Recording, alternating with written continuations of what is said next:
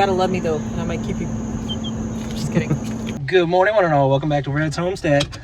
So we got a little bit of a rush surprise today. I didn't expect these till tomorrow because they shipped out late last night. But the chicks have already arrived and we're gonna go grab them. So there we have them. You can see them down there. I'll get you a better view once I get back home.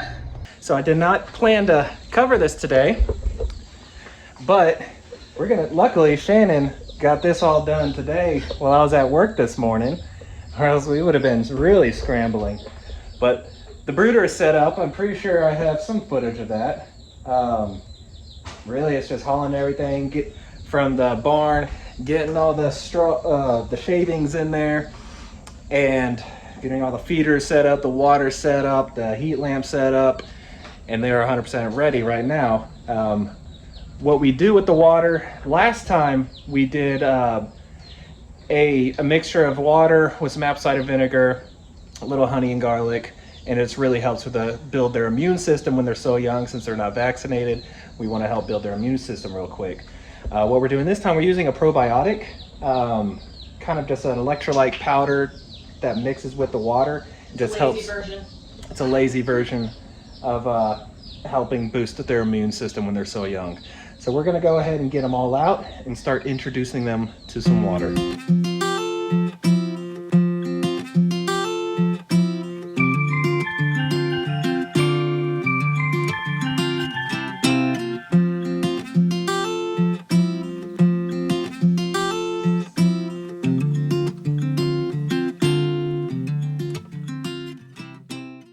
So what does 52 broilers, and we went ahead and got the one mystery chick. That's what 52 birds in a brooder look like. Curious on what the mystery one is. It's the black one, so it's definitely easy to tell which one it is. So luckily here in the garage, it's during the day, we're getting about mid 80s. So heat's not that big a deal. We're going to keep the heat lamp on one side of the brooder so that underneath the heat lamp it'll stay at least 90 to 95 so that they're happy, especially during the night, that they can go up and get warm underneath it, because it'll probably drop to about 70 at night. I haven't picked up the bulk feed yet. That's going to be tomorrow because I didn't expect them until tomorrow. So I had to run to the feed store real quick and just grab a single bag. So we are now the next morning, and looks like we have 100% survival, which is awesome. I don't know how we get so lucky, knock on wood, that we hadn't had any chicken deaths. We didn't have any last time, except for the mystery chick. And so far we haven't had any this time. And I mean, it's only the first day, but first step down of surviving the transit here. So even the experts say that you can be, you can be proud of yourself if 10% survive. And what the hatcheries will do, especially on the larger orders, I guess not really a large order, I mean anything over 50 I would imagine, they'll send you a couple extra.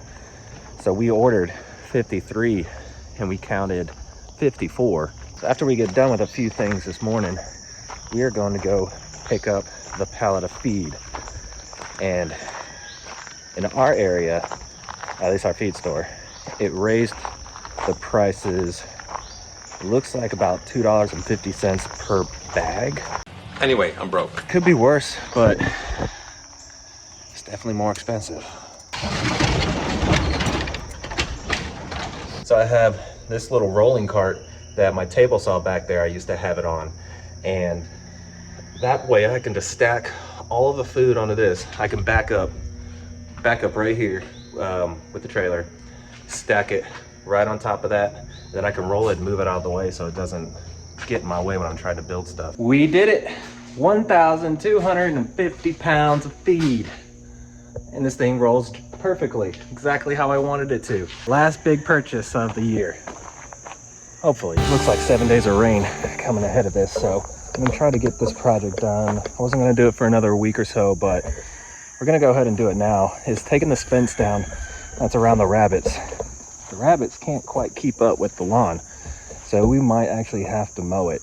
And you can see, I mean, it's really just growing up all around the fence. I don't feel like weed eating it, but it's not even serving a purpose anymore, this fence, other than a physical barrier, because it's grounding out so much. There's not even a charge anymore, so I don't even turn it on.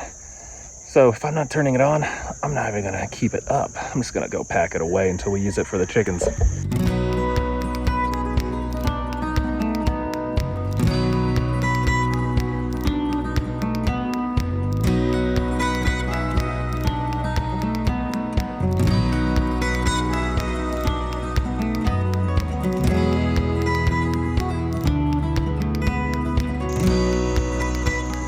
So you can tell the obvious of where we had mowed along the fence line and where we have not mowed along the fence line. Yeah, I think we're gonna let it dry out and hopefully it doesn't rain this afternoon. I can just do a once over for it, because even when it gets to this tall, it's too tall for even the rabbits. The tractor just folds it down. So you may wonder why I was taking my time on doing this fence. You'll thank yourself later. As long as you take time to completely fold this up when you're setting it up again, and everything comes out layer by layer and you're not having to untangle it, that's a lifesaver.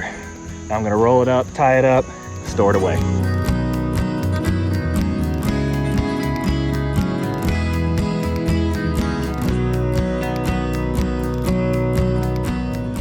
Me pulling this wire shows a good evidence on how you build your own soil. So as I'm wrapping all this up, got everything in the barn fencing wise, I've pulled up the extension cord and everything's grown up on it. Like this piece, as I pull it, it's actually hard. Well, not hard, but there's resistance because all the clover and the grasses have grown up over it. When we started this wire down, I had it just sitting directly on the ground and we didn't really have a whole lot of grass over here. But running all the rabbits through it, great rain that we've had this season, everything's just grown all over it. And when it dies out this fall, it's going to leave a layer of just your biomass on the top that we're going to grow next year on it. Cables are up, so I'm going to move these rabbits to a place that we've already mowed over there.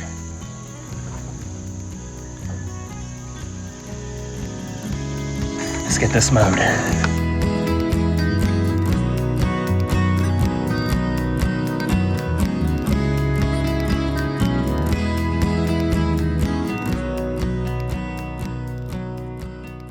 Now it'd be a lot easier to rotate these rabbits wherever we want in this front pasture, or I say pasture, front yard really. But not having to worry about the fence and having it ground out, it's a lot easier. Something I haven't shown yet, Shannon actually did this. Look at all that work. So this is all the stuff from inside the coop and inside the run. What we're trying to do is really build up this area. We've been trying to do this for a very long time, to build up this area. And she decided to kind of follow a lady, Ruth Stout. It's a method of laying cardboard, wood chips, similar to the the Back to Eden method. But as long as you continuously keep this stuff watered, it'll start breaking down the cardboard underneath, breaking down the pine shavings, everything.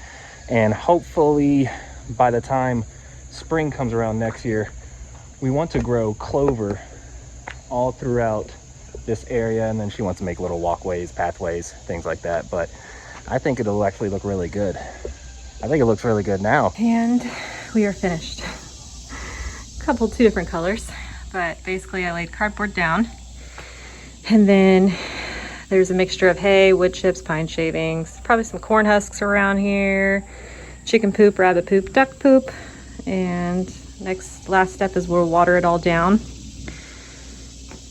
And I have to keep it wet so that it breaks down faster. And so it'll be a habitat for worms and the organisms that'll break down the cardboard better. Got one,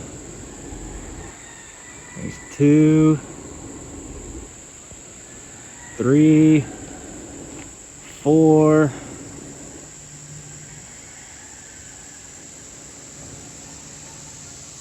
all above the chickens. One little issue that we have seen with my new misting station over there is these little guys right here are becoming disconnected. Well, just like that, coming disconnected.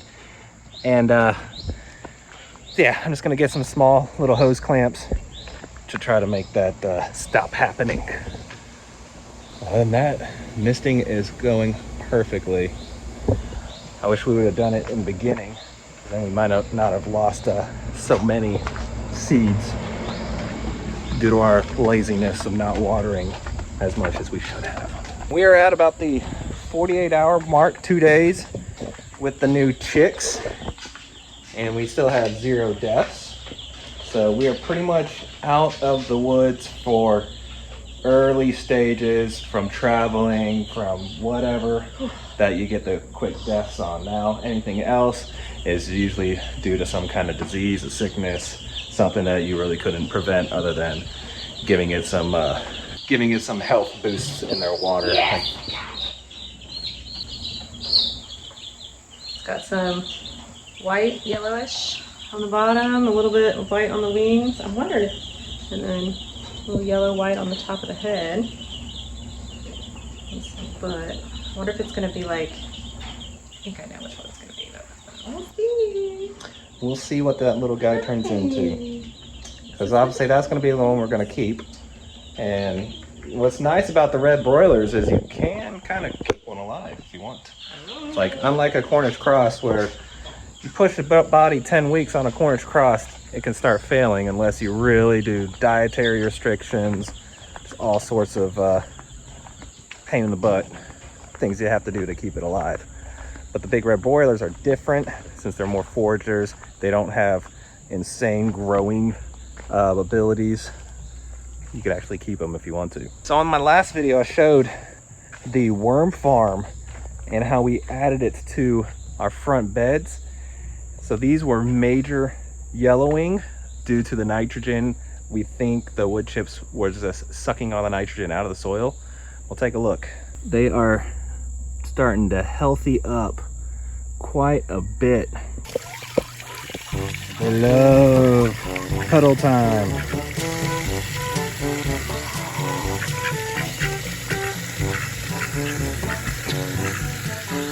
Yum, yum, yum. Give me some red fingers. Chance I get to touch. Why do you hate me?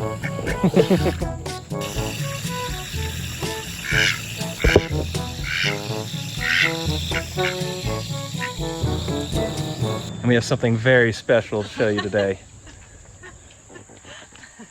My egg apron. She has an egg apron. Absolutely gorgeous. Courtesy of her friend. Let's see how many eggs it'll hold today.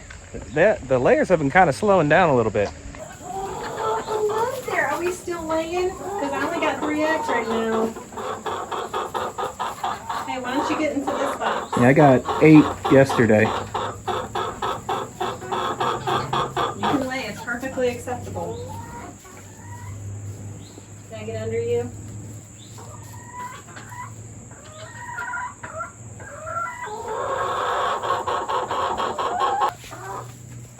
Six, 7, 8. She's laying one. There might be more under there. Still food in here. How are you doing, buddy? I need to clean y'all's cages tomorrow. Yeah, pretty sure we have 3 roosters. I think and all it's the white all the ones. white ones. Either they all just, that breed has these specific tail feathers And the way they and their behaviors, but I think we have 3, which will be We want 3. 1 too many. The slip-on Crocs. What's up, buddy? Are you waiting for me to move so you can go outside? They can be fast little ones. Too much? Well, we ran into our first issue. One of our chicks has a swollen eye. Most likely it's because of a pecking injury.